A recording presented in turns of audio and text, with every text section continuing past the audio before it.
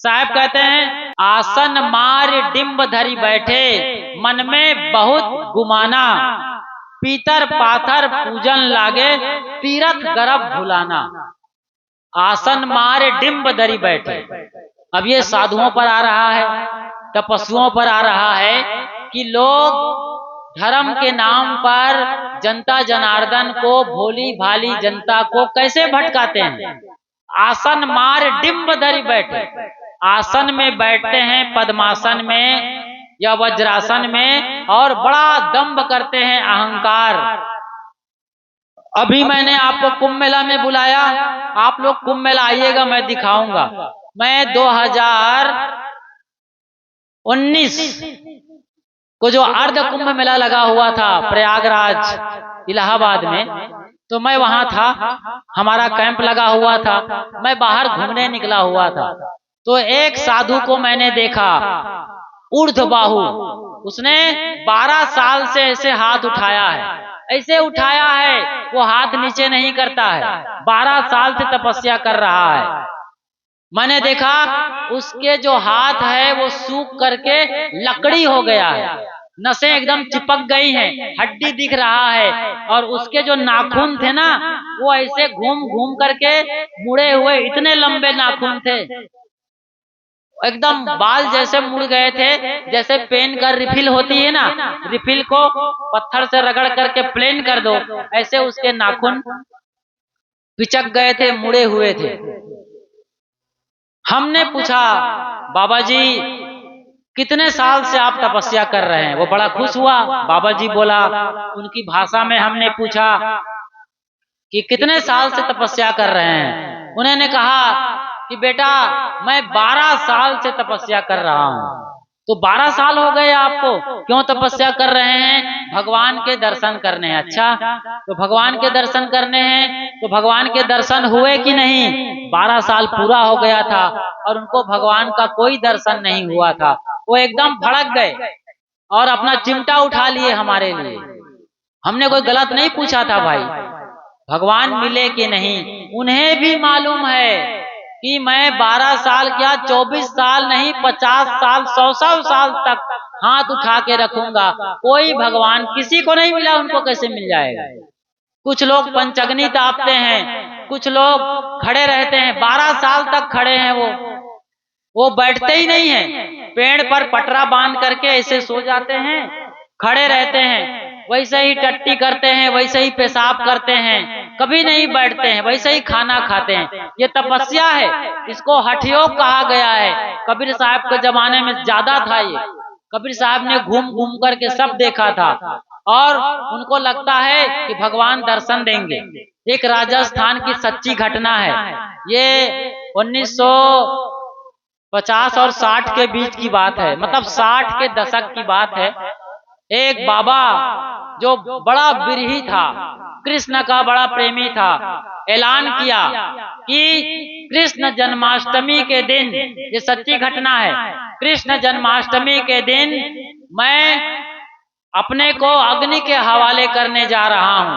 यदि भगवान को दर्शन देना है तो दे दो, भगवान को दर्शन देना है तो दे दे, वरना मैं जल करके अपनी लीला खत्म कर दूंगा। लकड़ी इकट्ठा किया, जन्माष्टमी का दिन आया, मतलब कृष्ण के जन्म का, कृष्ण जन्माष्टमी। गांव वाले खड़े हो गए, चारों तरफ नजारा देखने लगे। वो बाबा बैठ गए और आग लगा लिए अपनी से बैठ करके, और धू धू करके जलने लगे। पता नहीं कहां से पुलिस वालों को खबर लग गई थी, पुलिस वाले आ गए, बाबा को खींच करके उतारे, उनसे जलने से बचा लिया गया, या फिर वो जल के मर गए शायद। मुझे अभी पूरी तरीके से कहानी ठीक से याद नहीं आ रही, लेकिन ये सच्ची घटना है। तो ऐसे लोग जल करके मर जाते हैं। कैसी कैसी तपस्या है, भ्रम और अंधविश्वास में हमारा देश कैसे भटक रहा है। तो कितने तपस्या करते हैं योगी लोग, बड़ा अहंकार है, लेकिन पीतर पाथर पूजन लागे, तीरथ गर्भ भुलाना। ये जड़ पिंडियों के, पत्थर धातु और काष्ठ की मूर्तियों के पूजा करते हैं और तीर्थों में नहाकर पाप काटना चाहते हैं। तीर्थ में नहाने से कैसे पाप कटेगा? आपने किसी के घर से पैसा चुराया, किसी के घर से बकरी चुराया, किसी की फसल को काट लिया, आपने पकी फसल को चुरा करके बोरा भर के ले आया, ये आपने पाप किया है। किसी बहू बेटी का इज्जत लूटा है और किसी की हत्या किया है आपने। ठीक है, कोई नहीं जानता, आपके घर वाले भी नहीं जानते हैं, लेकिन आप तो जानते हैं कि आपने पाप किया है। अब आप सोचते हैं कि इतना पाप मैंने किया हूँ, मेरा पाप कैसे कटेगा? तो आप कहाँ चले जाते हो? कुंभ मेला में, तीर्थराज प्रयाग में, त्रिवेणी संगम में डुबकी लगाते हो और कहते हो कि हमारा पाप कट जाएगा। कहा गया, धर्म शास्त्रों में लिखा है, गंगे तो दर्शनाथ मुक्ति, हे गंगे मैया तुम्हारे दर्शन मात्र से मुक्ति हो जाती है। गंगा नाम लेने से 1 जन्म की मुक्ति होती है, और गंगा में स्नान कर ले तो 3 जन्म के पाप कट जाते हैं। गंगा के नाम लेने से 1 जन्म का पाप कटता है, गंगा में नहाने से 3 जन्म का पाप कटता है, और गंगा में जो नहा ले संगम में, कुंभ मेला में, उसके जन्म जन्म के पाप कट जाते हैं। तो ये तीर्थ और मेला में साहेब जो बता रहे हैं, तीर्थ गर्भ भुलाना, ऐसे ही नर्मदा नदी और पवित्र तीर्थों में नहा करके पाप काटने की बात आती है। एक बार बोलो, एक लाइन में फटाक से बोलो। हाँ, बाबा ये कह रहे हैं कि नहाते समय जब आदमी नदी में घुसता है तो कितने मेढक मछलियां मर जाते हैं, तो उसका पाप लगेगा तो कैसे होगा? कौन पाप काटेगा उसका? अरे भाई, आप यदि गंगा में नहाने से, नदी में नहाने से पाप कट जाता आपका, तो फिर मेढक मछली तो वहीं रहते हैं, उनका पाप तो ऐसे ही वो कट जाएगा, उनको क्या नहाने और धोने की जरूरत है? अरे जो मछली वहीं रहती, उसकी बास नहीं जाती है, उसकी गंध तक नहीं जाती है। नदी में कितनी गंध आती है वो। तो मछली को पकड़ लो आप और 2-4 घंटे उसको झोला में रख लो तो पूरा झोला गंध आ जाएगा। घर में लाओ तो घर में उसकी महक से बदबू मच जाएगी, उसका गंध नहीं टूट रहा है, गंध नहीं छूट रहा है, आपके कैसे पाप छूट जाएंगे? आप यहाँ कर रहे हो और वहां मुक्ति के लिए आप नहा रहे हो, ऐसा कैसे हो जाएगा? मतलब रमेश का खेत जोतो और सुरेश को लगान दो, ये कैसे होगा? चोरी करो घनश्याम के यहाँ और घूस भरो राधे श्याम के यहाँ, ऐसे होगा जी? ऐसे नहीं होगा। ये ऐसे दोगली चाल का पर्दाफाश साहब कर रहे हैं। संतों देखत जग बौराना, सांच कहो तो मारण धावे, झूठे जगपतियाना। आगे क्या कहते हैं साहेब? टोपी पहरे, माला पहरे, छाप तिलक अनुमाना। आखिर में इसके ज्ञान की भी बात है, सुनना अच्छी तरीके से। कबीर साहब क्या कहना चाहते हैं, इतना बता करके वो साहब यहाँ बता रहे हैं, इसको ठीक से सुनना है और समझना है आपको। टोपी पहरे, माला पहरे, छाप तिलक अनुमाना, साखी शब्द गावत भूले, आत्म खबरी न जाना। आया ना आत्म शब्द? जीव अपने को नहीं जानता आदमी, और टोपी लगा लिया है। कई तरीके से लोग टोपी लगा लेते हैं, जटा जूट बढ़ा लेते हैं, और न जाने कैसे कैसे स्वांग धरते हैं, और माला लगाएंगे 108 दाने, कई माला पहने रहते हैं, गला भर माला पहने, टोपी पहने, माला पहने, छाप तिलक अनुमाना। वो तिलक लगाते हैं लोग, 1 तिलक, 2 तिलक, 3 तिलक लगाते हैं। कई लोग तो पूरे माथा में ऐसा पोत देते हैं सफेदी कि भैंस देख ले तो भैंस जो है डर के मारे भाग जाए, मार बम्बियाने लग जाए, और एकदम वो घबरा करके उटपटांग तरीके से दौड़ते भागते निकल जाए, तो भैंस भी डर जाए आपके, इतना बड़ा छाप तिलक लगा रखे हो। अब 1 तिलक लगाने से ब्रह्मा जी खुश हो गए, अब 2 तिलक लगाओगे तो विष्णु जी खुश होंगे, और 3 तिलक लगाओगे तो शिव जी खुश होंगे। लेकिन राम और कृष्ण कब खुश करोगे? 3 तिलक लगाए हैं ना, तो राम और कृष्ण कैसे खुश होंगे? फिर पार्वती और दुर्गा और रणचंडी। तो ये छाप तिलक अनुमाना, साहेब बहुत करारा व्यंग कर रहे हैं। टोपी पहरे, माला पहरे, छाप तिलक अनुमाना, साखी शब्दय गावत भूले, आत्म खबरी न जाने। लोग ज्ञान को भी गाने की चीज बना लिए हैं। ज्ञान गाने की चीज है, ज्ञान जीने की चीज है, जानने की चीज है। ठीक है, शुरुआत में कुछ भजन गा लो, कुछ कीर्तन कर लो, लेकिन धीरे धीरे ज्ञान की गहराई में उतरना पड़ेगा। कौन है, किसका बोध है, कैसे बोध करना है अपने आप का, अपने को कैसे जानेंगे हम, कब जानेंगे कि मैं कौन हूं। ये भी तो एक ज्ञान है, असली ज्ञान है मैं कौन हूँ, स्वयं का बोध करना। आप दुनिया भर की बातों को जानते हैं, टीवी में देखते हैं, अखबार में पढ़ते हैं, धर्म शास्त्रों में पढ़ते हैं ज्ञान ध्यान की बात, लेकिन किसके लिए पढ़ते हैं, किसको जानने के लिए पढ़ रहे हैं, आप कभी जानना नहीं चाहते, कभी समझना नहीं चाहते। इसलिए एक छोटा सा उपाय करिए। बोलिए सदगुरु कबीर साहेब की। आज से काम करना है आप सभी गांव वालों को, जितने लोग यहाँ बैठे हैं उनको, और गांव वाले बोला इसका मतलब ये होता है कि जो लोग गांव में लाउड स्पीकर के जरिए हमारी बात को सुन रहे हैं, उनको एक छोटा सा काम करना है। दिन भर में अपना काम करो, आप भैंस को नहलाओ, बकरी को खिलाओ, दादा बाबा को रोटी सब्जी दे दो, बच्चों को स्कूल कॉलेज भेज दो, लिपाई सफाई सारा काम कर लो, खेती बाड़ी का, गाय गोरू का खिलाना पिलाना सारा काम हो गया, नौकरी धंधा बनिश व्यापार भी हो गया। लेकिन जब घर में आओ बाहर से, या घर का काम हमारी देवियां निपटा लेती हैं, आराम भी कर लो, नींद आए तो सो भी लो, उसके बाद जब उठो आराम करने का मौका है तो चुपचाप अपने बिस्तर पर ऐसे बैठ जाओ, आंख बंद कर लो, गर्दन सीधी रखो, आलथी पालथी मार के बैठ जाओ। सब लोग आलथी पालथी मार के बैठिए, अभी अभी अभ्यास करिए ध्यान का।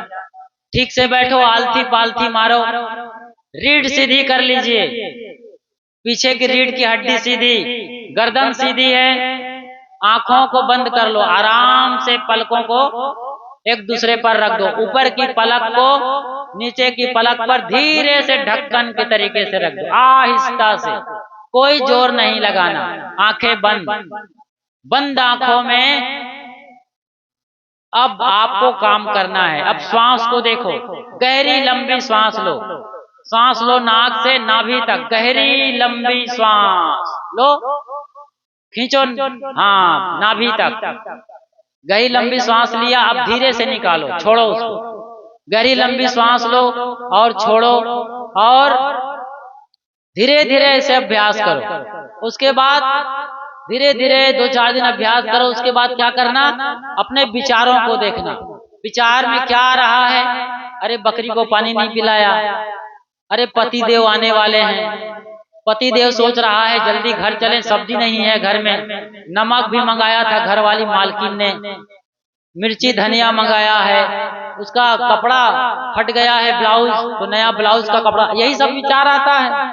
मालकिन आपके बारे में सोच रहा है, आप मालकिन के बारे में सोच रहे हो, जो समस्या है घर की, ऐसे विचार आएंगे। ऐसा ही बैठे रहो, धीरे धीरे ऐसा क्षण आएगा। लगातार बैठते बैठते सांस को देखते रहो, फिर अपने मन को देखो कि मन में क्या विचार चल रहे हैं, उसको देखते देखते एक ऐसा क्षण आएगा जब आपका मन एकदम कोरा कागज की तरीके से हो जाएगा, कोई विचार नहीं है, एकदम शून्य मन, शांत मन। उसी मन में आपको पता चलेगा अपनी चेतना का कि आप कौन हो, आप शुद्ध बुद्ध चेतन आत्मा हो, सबको जानने वाला, इसी शरीर में बैठा, शरीर से अलग सबको जानने वाले चेतन तत्व है, जिसकी हमने चर्चा शुरू में किया था। पानी से पैदा नहीं, श्वासा नाही शरीर, अन्न आहार करता नहीं, ताका नाम कबीर। ये बोध होगा आपको कि मैं कौन हूं, इसको कोई नहीं बता सकता। गूंगे केरी सरकरा खाए और मुस्काए। गूंगा आदमी गुड़ खाएगा तो बताएगा किसी को? कैसे बताएगा? तो बोल नहीं पाता गूंगा। कबीर साहब ने तो बोला है गूंगा गुड़ खाएगा तो नहीं बता सकता दूसरे को। ऐसे ही आप ध्यान करोगे तो किसी को नहीं बता सकते। ये श्वास संवेद्य है, स्वयं को स्वयं के द्वारे में जानना है। मैं भी नहीं बता सकता। कबीर साहब तो बोलते हैं कि गूंगा गुड़ खाए तो नहीं बता सकता। मैं तो कहता हूँ आप गुड़ खाओगे, यहाँ हर बैठा आदमी गुड़ खाएगा, चीनी खाएगा, लेकिन कैसे लग रहा है चीनी का स्वाद, गुड़ का टेस्ट कैसा है, इसको कोई नहीं बता सकता। आप बताओगे मीठा लग रहा है। अरे कैसे मीठा? मीठा अब एक्सप्लेन करो मीठा को। गुड़ खाने के बाद आप बता रहे हो, हमने पूछा कैसे मीठा लग रहा है, बताओ। कहे कैसे मीठा लग रहा है? अरे मीठा लग रहा है गुड़ जैसा। गुड़ कैसा? कुछ नहीं बता सकते आप। उसको मुंह में गुड़ डाल दो सामने वाला को, उसको खिला दो गुड़, तो फिर वो भी जान जाएगा जैसे आप जान रहे हो। ऐसा बोध होगा, आत्म ज्ञान होगा। एक आदमी आया मेरे पास, कहे गुरुजी मेरा मन बहुत भटकता है। ध्यान दो आप लोग, आपकी कहानी है ये, सब लोग ध्यान दो इधर। एक आदमी आया मेरे पास, कहे गुरुजी मेरा मन बहुत भटकता है। हमने कहा कहाँ भटकता है? अरे गुरुजी कभी बीड़ी की याद, कभी सिगरेट, कभी तंबाकू, कभी और कहीं भंडारा मेला की याद करता है, कभी पत्नी की याद आती है कि वो बड़ी प्यारी पत्नी, ये है वो है, पत्नी का सुख लिया है। मतलब आदमी जहाँ फंसा है, खाने में, देखने में, चखने में, भोगने में। आँख को रूप चाहिए, कान को सुंदर सुंदर आवाज चाहिए, और नाक को गंध चाहिए, और त्वचा को स्पर्श चाहिए, मुलायम मुलायम भोग। जो दुनिया में सबसे बड़ा सुख माना गया है उसे कहते हैं काम भोग। पति पत्नी का सुख उसे काम भोग कहा जाता है। वो दुनिया का सबसे बड़ा सुख माना गया है। माना गया है, ऐसा कुछ है नहीं, माना गया है, चल रहा है, लोग उसमें उलझे हैं, फंसे हैं। तो वो आदमी मुझे यही बोल रहा था, बहुत याद आती है पत्नी की, उस सुख की बहुत याद आती है, मेरा मन बेचैन रहता है, कभी शांत नहीं होता है, हमेशा मन करता रहता है, उल्टा पुल्टा सोचता रहता है, कभी किसी को मारने का, कभी लूटने का, कभी झपटने का, कभी लालच में, कभी लोभ में, कभी काम में, कभी क्रोध में, ईर्षा में, जलन में, माया में, मोह में। इसी में आदमी का मन उलझा फंसा रहता है, रात दिन परेशान है। तो गुरुजी माया मोह काम क्रोध लोभ मोह मद मत्सर से मेरा मन कैसे शांत होगा, कब मुक्ति मिलेगी? हमने कहा एक काम करो, ध्यान लगाओ। और जैसे मैंने बताया वैसे कहा। गुरुजी ध्यान नहीं लगता, बहुत भटक जाता है, इधर कहता हूँ तो उधर भागता है, उधर कहता हूँ तो उधर भाग जाता है। जैसे स्प्रिंग को जोर से दबाओगे, आप कहोगे मेरा मन कहीं नहीं जाना चाहिए, लेकिन मन भाग जाएगा कुछ देर में। तो स्प्रिंग को दबाने से स्प्रिंग डबल वेग से वापस आता है। न्यूटन का तीसरा नियम लगता है कि क्रिया के विपरीत समान दिशा में गति होती है। तो वहां पर भी मन नहीं रुकता है। जैसे एक बच्चे को बोलो कि बेटा मैं बाहर जा रहा हूँ, अलमारी को खोल के मत देखना, तो बच्चा आपके जाने का इंतजार कर रहा है। जैसे ही आप घर से बाहर निकलोगे, वो कूद करके अलमारी में चढ़ जाएगा और देखेगा कि अलमारी में आम रखा है, मिठाई रखी है, खिलौना रखा है। क्या रखा है? क्यों मना किया? ऐसे ही मन को आप मना करोगे ना, ध्यान कुछ मत सोचो, अच्छा सोचो, और दबाओगे मन को, कुछ मत सोचो, शांत चुप। मन मानने वाला नहीं है। मन एक बच्चे की तरीके से है, वो बार बार जितना कहोगे मना करोगे, निषेध निमंत्रण बन जाएगा, बार बार दौड़ेगा भागेगा। अब क्या करोगे? आपका मन बार बार भाग जाए, कान खोल के सुनो इधर, आपका मन बार बार भागता है ना विषय भोगों में, खाने में, पीने में, देखने में, चखने में। तो एक काम करो, एक आदमी आया मेरे पास, कहे गुरुजी जलेबी खाने का मन बहुत करता है। अच्छा, जलेबी खाने का मन करता है, दिन भर जलेबी की याद, मेरे मन में जलेबी, तन में जलेबी, जहां देखो जलेबी जलेबी जलेबी। हमने कहा बैठो, सामने बैठाया उसको, आंख बंद करो, रीढ़ सीधी रखो, मन को देखो, मन कहाँ है तुम्हारा? गुरुजी जलेबी खाने का मन कर रहा है। अच्छा, जलेबी की जगह आपका मन कहाँ अटकता है? जलेबी की जगह आपका मन कहाँ अटकता है? विषय वासना में अटकता है, काम क्रीड़ा में अटकता है, लोभ में, लालच में, क्रोध में। जहाँ फंसे हो, जलेबी की जगह अपनी फंसावट को रख लेना। जहाँ फंसे हो, जलेबी निकाल के वहां रख देना, बस। अब कहा उस लड़के ने कि गुरुजी जलेबी की याद आ रही। मैंने कहा ठीक है, मन क्या सोच रहा है? जलेबी खाना चाहता है, ठीक है खाने दो उसको। जो जो मन करना चाहता है करने दो, चुपचाप तुम बैठे रहो पालथी आलथी मार के। मैंने पूछा बेटा मन कहाँ है अभी? कहे गुरुजी जलेबी की याद आ रही है, रुकता नहीं है मेरा मन। कई उपाय बताया रोकने का, श्वास को देखो, मन में जो चल रहा है विचार को देखो, यहाँ आज्ञा चक्र है, बिंदी जहाँ लगाती माता बहने, वहां अपने मन को केंद्र करो, तब भी मन नहीं रुका।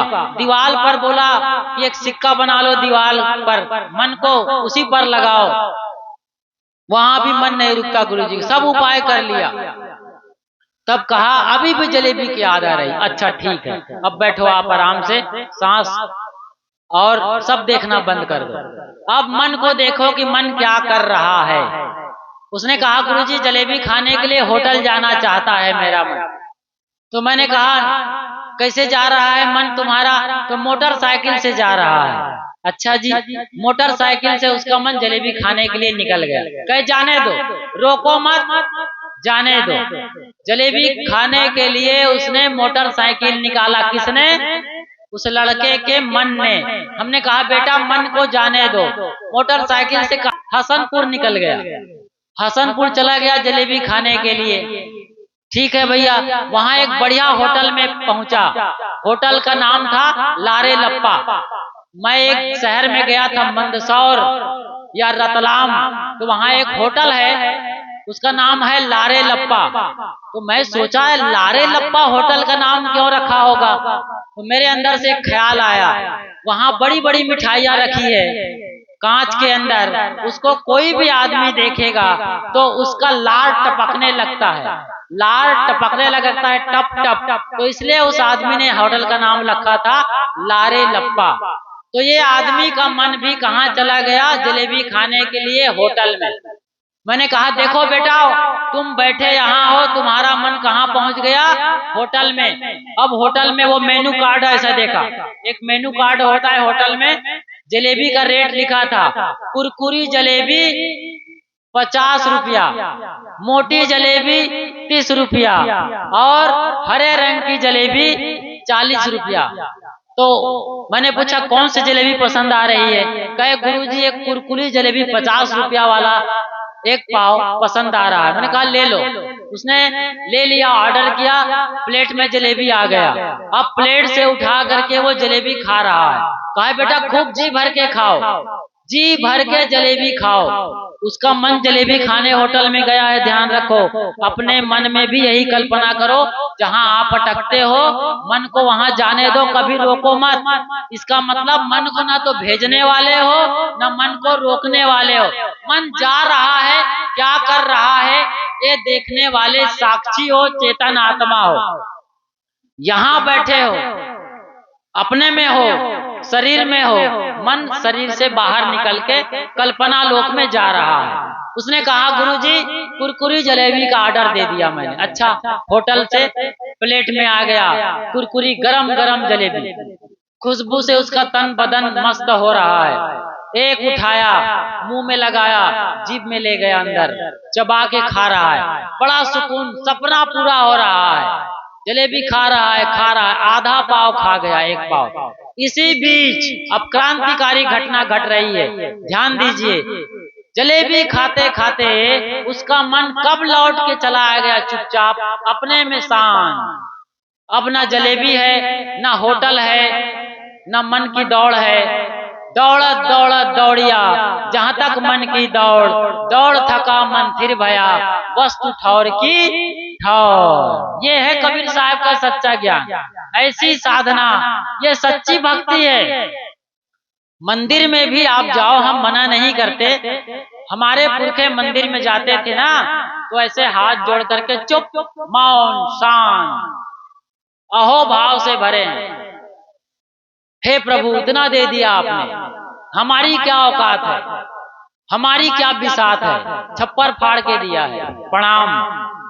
ऐसे शांत बैठते थे मंदिर में, कुछ नहीं बोलते। कुछ देर बुदबुदा करके प्रार्थना करके मौन 15-20 मिनट, और एकदम शांत होके आते थे। इसीलिए पहले इतना सज्जुग कहा गया है, शांत, मौन, प्रेम बरसता था घर में। आप भी वही करना है आपको।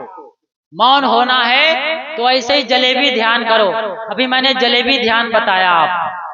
शांत हो जाओ, ऐसे बैठ जाओ, जहां मन जा रहा है जाने दो। लड़ाई में, झगड़ा में, काम में, क्रोध में, वासना में, लालच में, जहां जाए, जो करना है करने दो।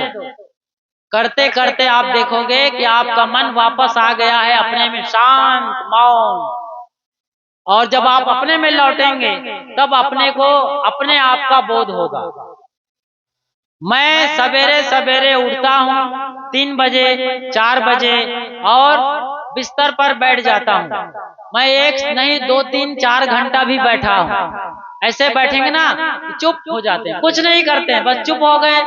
पूरा शरीर रुई के तरीके से हरा भरा हो जाता है, एकदम हल्का फुल्का हो जाता है रुई के तरीके से। आप भी आजमा सकते हैं, ये सबके साथ होगा। शरीर का दर्द खत्म हो जाएगा, क्योंकि शरीर से आप अलग होकर के अपने आप में लौट आए।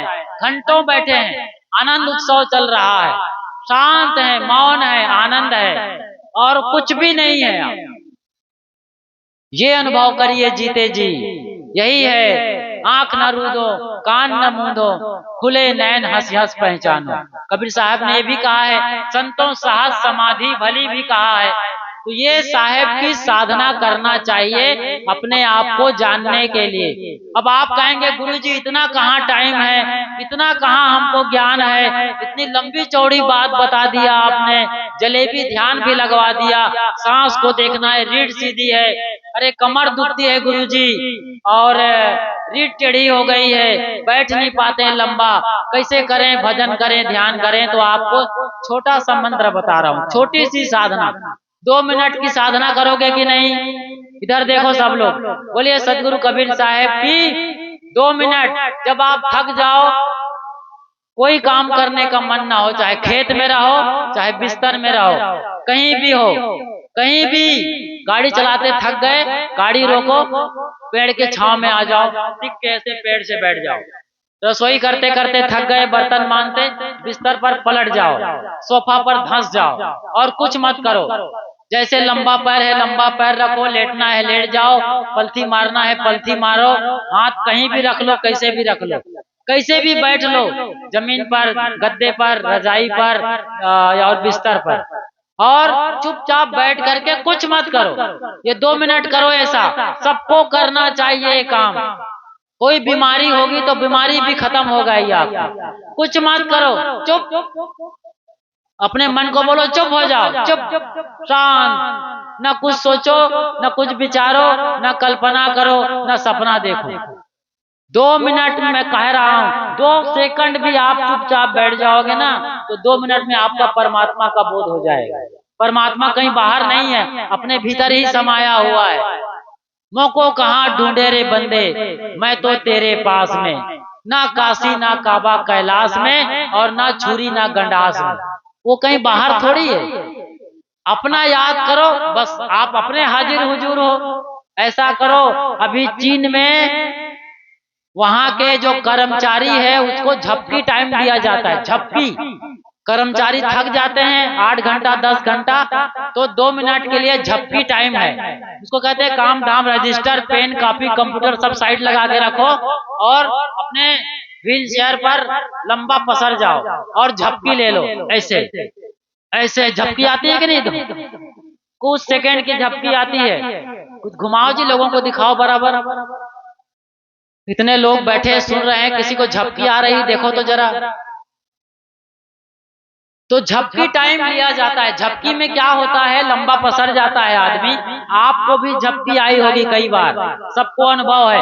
झपकी में जो टाइम का स्केल है, टाइम मतलब समय का जो लिमिट है ना, वो लिमिटलेस हो जाता है। एक छोटी सी झपकी आती है 1-2 सेकंड की, आप राजा बन जाते हो। रानी है आपकी, दरबार सजा है, लड़ाई चल रही है, वहां बाहर निकल जाते हो हाथी घोड़े में, दूसरे राजा को मार के भी आ जाते हो आप। और राजा लौट के आता है, आप लौट के आते हो राजा बनकर, और फूल मालाओं से स्वागत चल रहा है। ऐसा 2 सेकंड में हो जाता है। मतलब पैदा भी हुए, पढ़ाई लिखाई किए, राजा बन गए, दूसरे राजा को मार करके फूल माला हो रहा है। जय हो राजा महाराज की, जय हो दरबार की। वाह, एक से एक बढ़ करके आपको, मतलब ये 1-2 सेकंड में आप देख लेते हो। सोचो जरा कितनी बड़ी बात हो जाती है। तो टाइम स्केल झपकी का बहुत बड़ा है, और आप इसको देखना चाहोगे जिंदगी में तो कितने साल लगेंगे। बड़े होगे, पढ़ोगे, लिखोगे, राजा बनोगे या नौकरी करोगे, पैसे वाले बनोगे, तब इतना फौज पकड़ और car, cooler, washing machine, fridge, ये सब आएंगे और आपका घर आलीशान बंगला बनेगा, सजेगा। लेकिन यहाँ 2 सेकंड में हो जाता है, और 2 सेकंड में कितना आराम मिल जाता है। एकदम ऐसे साधना और भजन भक्ति करनी है। साहेब आगे क्या कहते हैं उसे भी सुनो। हिंदू कहे मोही राम प्यारा, तुरुक कहे रहीमाना, आपस में दो लड़ लड़ मुए, मरम ना काहू जाना। हिंदू राम को पूजते हैं। अब हिंदू कोई एक धर्म नहीं है, हिंदू जो है सागर के तरीके से है, जिसमें कई मत, मजहब और परंपरा शामिल है। इसी में रामानंदी हैं, कृष्णा पंथरी हैं, गायत्री परिवार है, राधा स्वामी है, और निरंकारी समाज है, कबीर पंथी है, रामपाल वाले, सतपाल वाले, राम रहीम वाले, कितने मत, मजहब और परंपरा शामिल हो गए इसमें।